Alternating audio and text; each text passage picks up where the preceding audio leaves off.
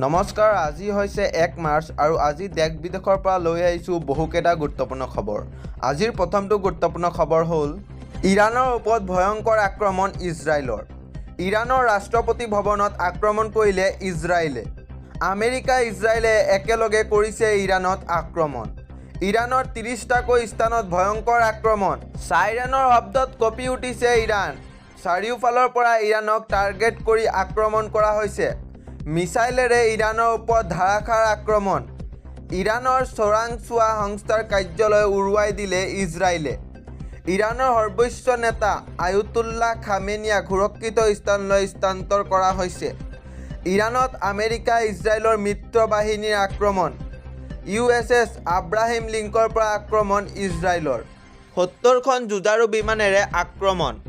8,000 সৈনিক লৈ ইৰাণৰ বিৰুদ্ধে যুদ্ধ আৰম্ভ হৈ পৰিছে। সম্পূৰ্ণ শক্তি প্ৰয়োগ কৰি ইৰাণ আক্ৰমণ ইজৰাইলৰ। ইজৰাইলৰ আক্ৰমণত মধ্যপ্ৰাচ্যত হাহাকাৰ। ইয়াৰ পৰৱৰ্তী গুৰুত্বপূৰ্ণ খবৰটো হ'ল ৰাজ্যত হ'ব বৃহৎ উচ্ছেদ অভিযান। 5 লাখ বিঘা মাটিত চলিব বুলডোজাৰ। হিমন্ত বিশ্ব শৰ্মাই কৰিলে এটা ডাঙৰ ঘোষণা। 5 লাখ বিঘা মাটিত উচ্ছেদ অভিযান চলাব হিমন্ত চৰকাৰে। অহা 5 বছৰত 5 লাখ বিঘা ভূমিত চলিব উচ্ছেদ অভিযান। ডাঙৰ ঘোষণা মুখ্যমন্ত্ৰী হিমন্ত বিশ্ব শৰ্মাৰ। বেদখলকাৰীৰ বিৰুদ্ধে দয়া নাই, ক্ষমা নাই নীতি হিমন্ত চৰকাৰৰ। মোক ভয় খুৱাই লাভ নাই, মই কাৰোলৈ ভয় নকৰোঁ, এই বুলি মন্তব্য কৰিছে হিমন্ত বিশ্ব শৰ্মাই। যোৱা 5 বছৰত মই 1.5 লাখ বিঘা ভূমিত উচ্ছেদ কৰিলোঁ। বেদখলকাৰীৰ বিৰুদ্ধে গৰ্জন মুখ্যমন্ত্ৰী হিমন্ত বিশ্ব শৰ্মাৰ। ৰাজ্যত হ'ব বৃহৎ উচ্ছেদ অভিযান। 5 লাখ বিঘা মাটিত চলিব আকৌ বুলডোজাৰ একশ্যন। জুবিন গাৰ্গক লৈ আহি পৰিছে ইতিমধ্যে এটা ডাঙৰ খবৰ। জুবিন গাৰ্গৰ ন্যায়ৰ দাবীৰে ৰাজপথ কঁপালে অসম জাতীয় পৰিষদে। দায়িত্ব সামৰাৰ বাবেহে ফাষ্ট ট্ৰেক আদালতত গঠন কৰিছে চৰকাৰ। ভোটৰ ৰাজনীতিৰ বাবে অধিসূচনা জাৰি কৰাৰ আগতে এইবোৰ কৰিছে। বিজেপি চৰকাৰে জুবিন গাৰ্গক ন্যায় প্ৰদান নকৰে। সমগ্ৰ পৃথিৱীয়ে যাক স্বীকৃতি দিলে তেওঁক বিজেপিয়ে স্বীকৃতি নিদিলে, এই বুলি মন্তব্য কৰিলে AJPৰ সভাপতিয়ে। চৰকাৰক তীব্ৰ কটাক্ষ কৰি বিস্ফোৰণ লুৰিণজ্যোতি গগৈৰ। জুবিন গাৰ্গৰ ন্যায়ৰ দাবী ৰাজপথ কঁপালে অসম জাতীয় পৰিষদে।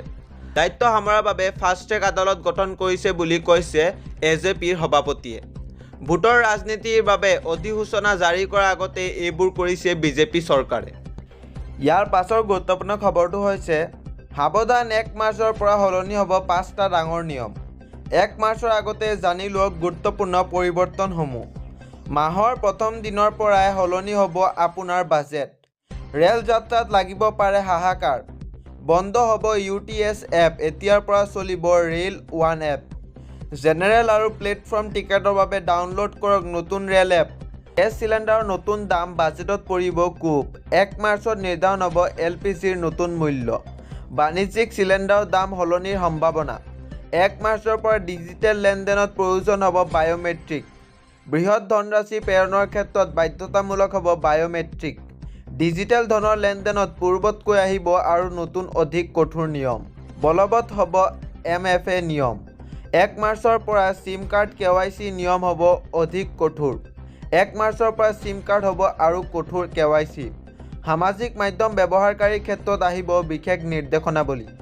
নিৰ্দিষ্ট চিম কাৰ্ড মোবাইলৰ পৰা খুলি দিলে নিষ্ক্ৰিয় হৈ পৰিব এপ।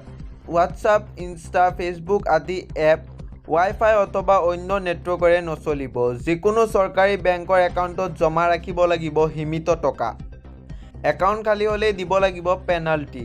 বিমান পৰিবহণৰ সেৱাত ব্যৱহৃত ATFৰ লগত CNG আৰু PNGৰ ক্ষেত্ৰতো আহিব পৰিৱৰ্তন।